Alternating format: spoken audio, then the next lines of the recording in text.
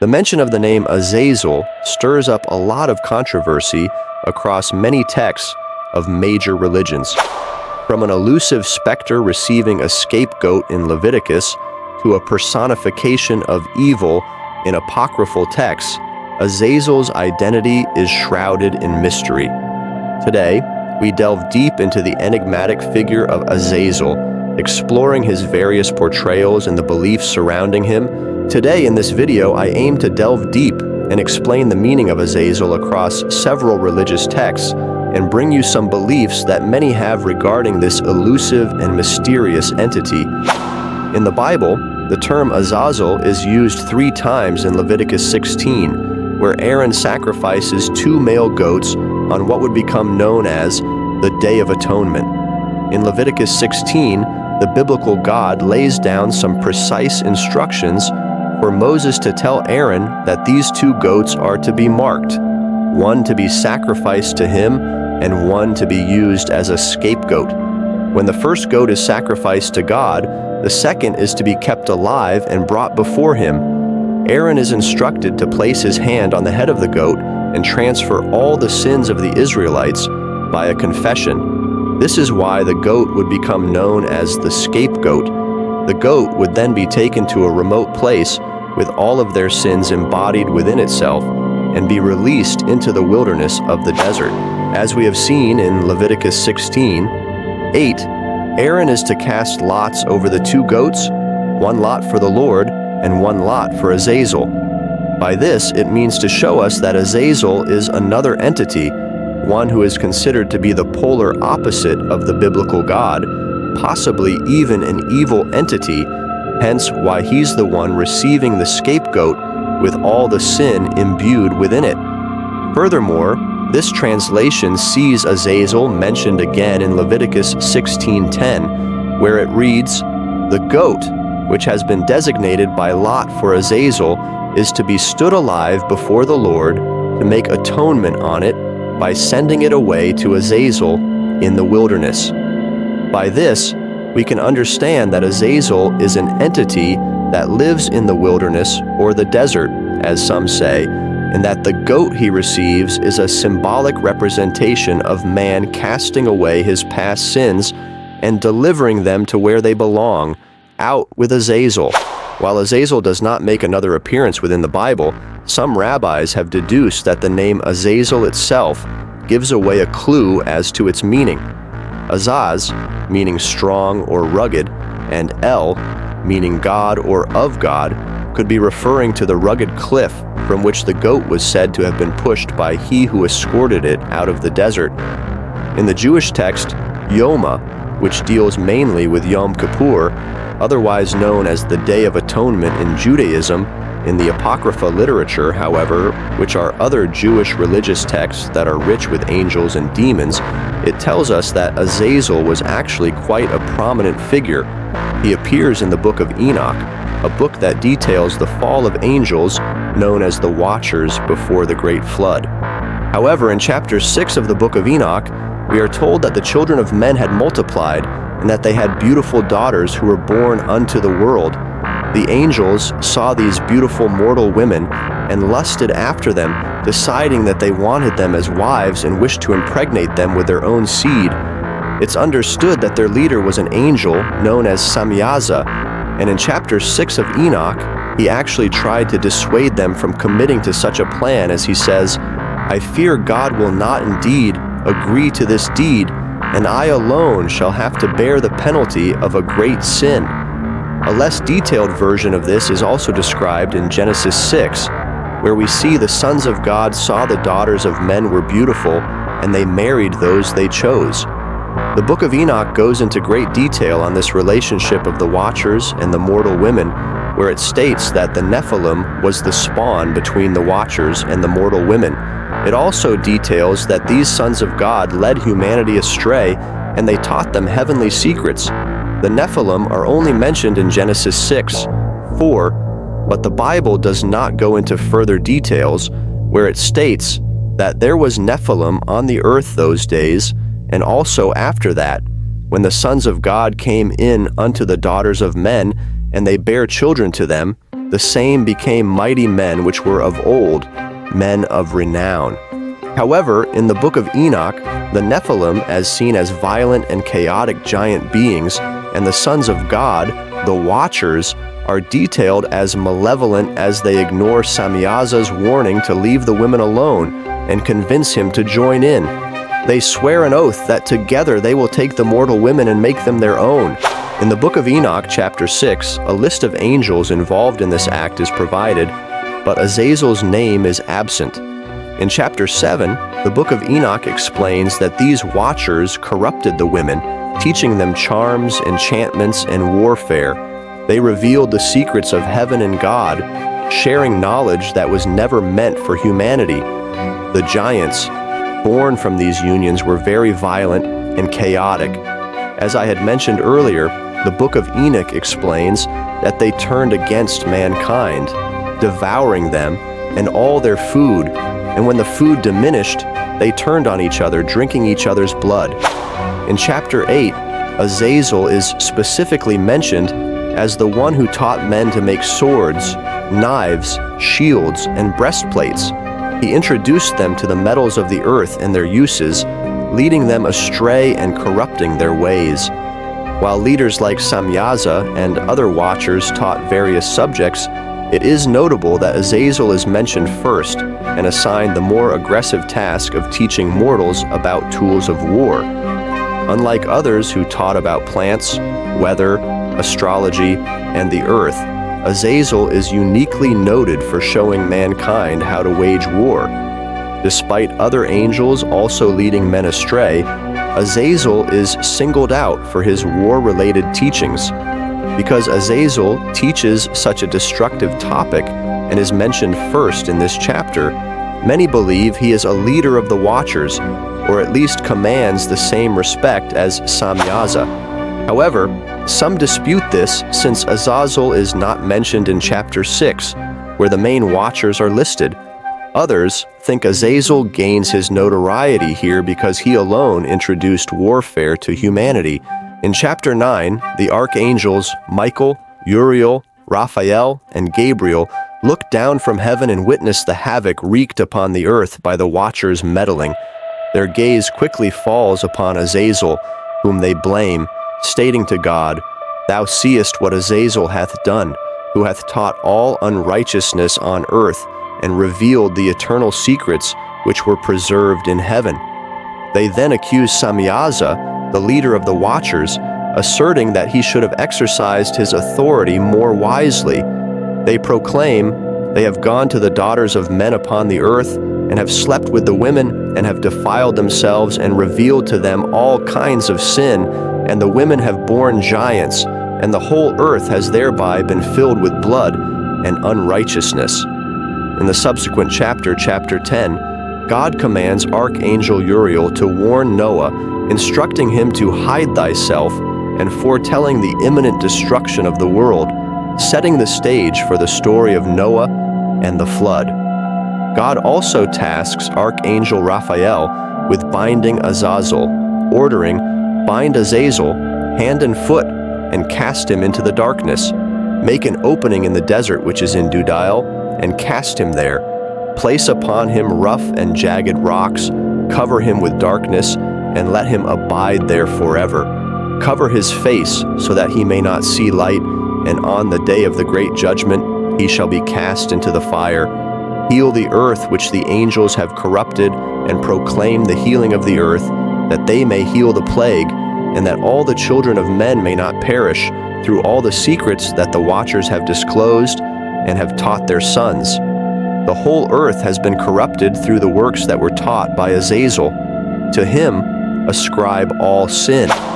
Azazel is singled out for the bulk of the blame, likely because he uniquely divulged the secrets of weapons to humanity. Archangel Gabriel is dispatched by God to incite conflict among the giants, causing them to annihilate one another. Meanwhile, Archangel Michael is tasked with binding Samyaza and the other Watchers for 70 generations, forcing them to witness their sons' self-destruction before being cast into the abyss of fire on their judgment day.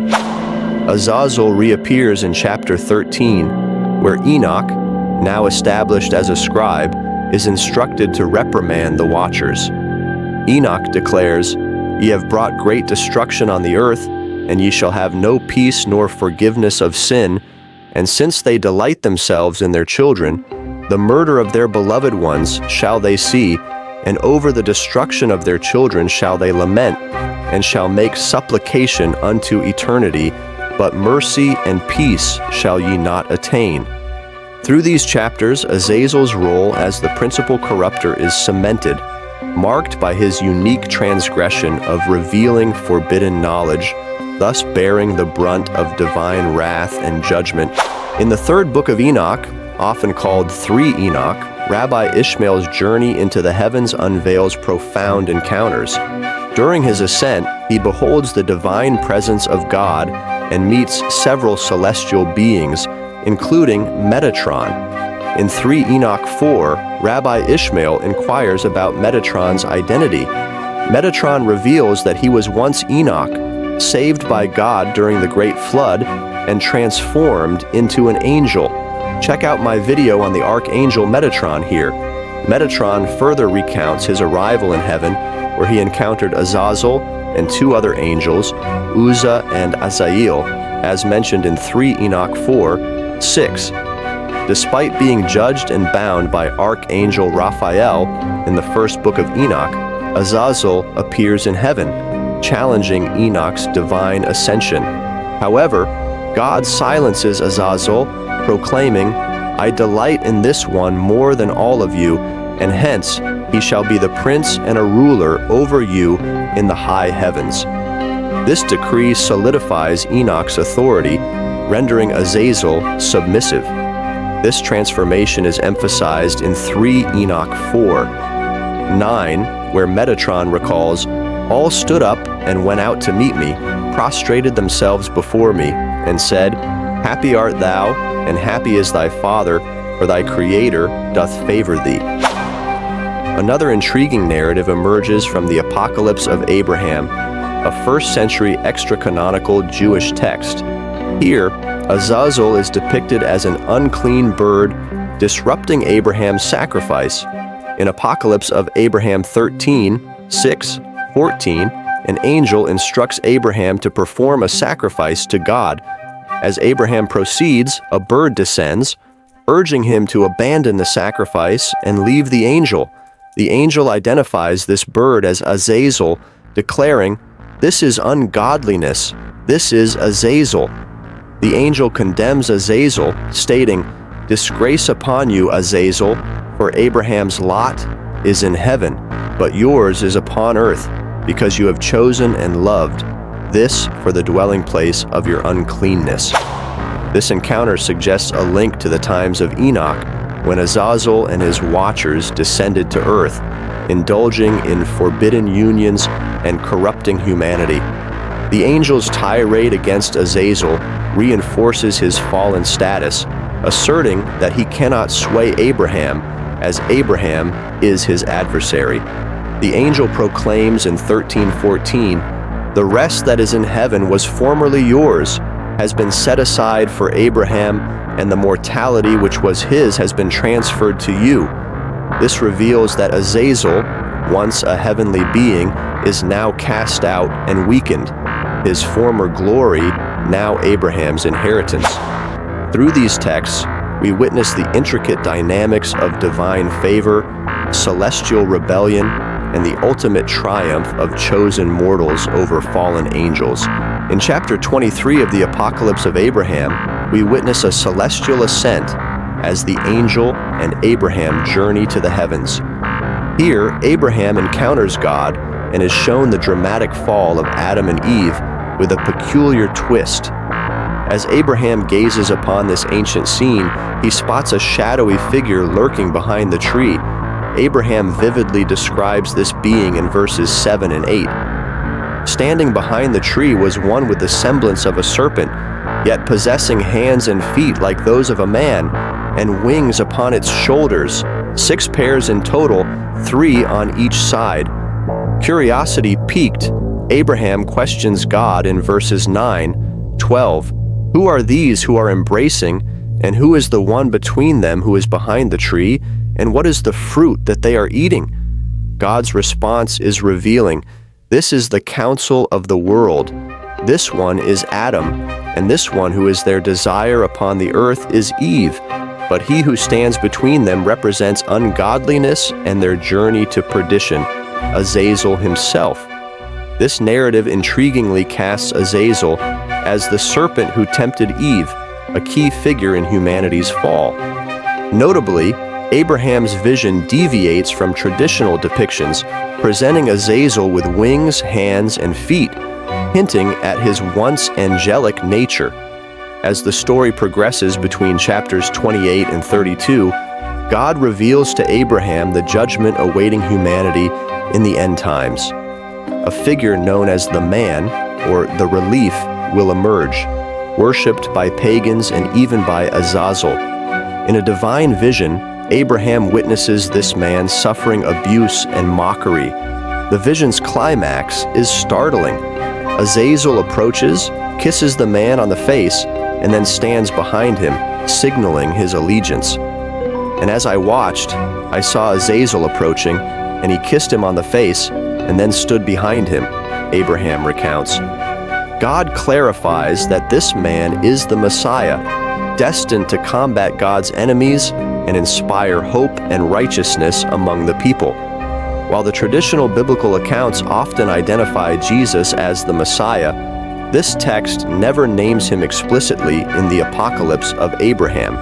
However, a compelling parallel emerges. In Luke 22:48, Judas betrays Jesus with a kiss, mirroring Azazel's kiss to the Messiah. This suggests that the Messiah, the Relief in the Apocalypse of Abraham, could indeed be Jesus, with Judas representing Azazel. In the concluding chapters, Azazel appears once more as God warns Abraham of the fate of the wicked in the end times, stating they will beautify in the belly of the crafty worm, Azazel, and be burned by the fire of Azazel's tongue. This chilling image serves as a stark reminder of the ultimate judgment and the enduring influence of Azazel. Abraham serves as a sign of the future, where much of the world falls into evil, with many aligning themselves with Azazel and following his malevolent path. This suggests that God and Azazel become rivals, with God embodying good and Azazel representing evil. It appears they share the same world, but in the end times, God will ensure that those who followed Azazel are destroyed by him. Azazel can be likened to Satan, or might simply be another name for Satan, as he opposes God and seeks to corrupt humanity. Azazel is not officially mentioned in the Quran, although many Islamic interpreters believe that Azazel, known as Azazel, was the devil's name before his expulsion from heaven. Some believers think Azazel was an archangel, while others believe he was a jinn, an evil spirit or demon in Islamic faith. Interpretations like the Tafsir and the stories of the prophets suggest that Azazel was a hybrid of jinn and angel. Scholars studying the Sahaba propose that before the Islamic devil, Iblis was cast out for refusing to bow to Adam, he was known as Azazel. Some theories suggest that Azazel was either an angel who lost his status due to his defiance, or a jinn who earned God's favor and was admitted to heaven but later sent to earth to subdue the jinn. In all these accounts, Azazel displays arrogance and consistently refuses to bow to Adam, believing himself superior as an angel. Another tale recounts that a prophet's companion claimed the jinn were once angelic beings who descended to earth to observe humanity but became corrupted by women, leading to sexual deviancy, wine consumption, and murder, a story similar to the Watchers in the Book of Enoch. Supposedly, Azazel was one of these angels, but turned away from sin and devoted himself to God. A group of 8th century Iraqi Muslim philosophers, called the Brethren of Purity or Brethren of Serenity, suggested that Azazel was a jinn captured by angels. He impressed the angels with his moral integrity and willingness to do good, earning a place among them before God. However, when asked to bow to Adam, he refused and was cast out. A 9th century Persian poet named Al-Hallaj, in his collection of stories known as the Tawasin, recorded various theories about Azazel. He noted that Azazel was called Iblis only after his fall from grace.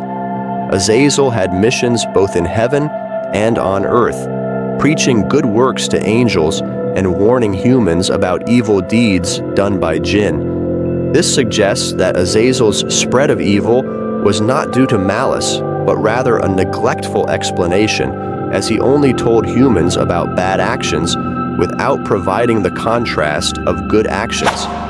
Al-Hallaj also delved into the intricacies of Azazel's name, analyzing its phonetics and their meanings.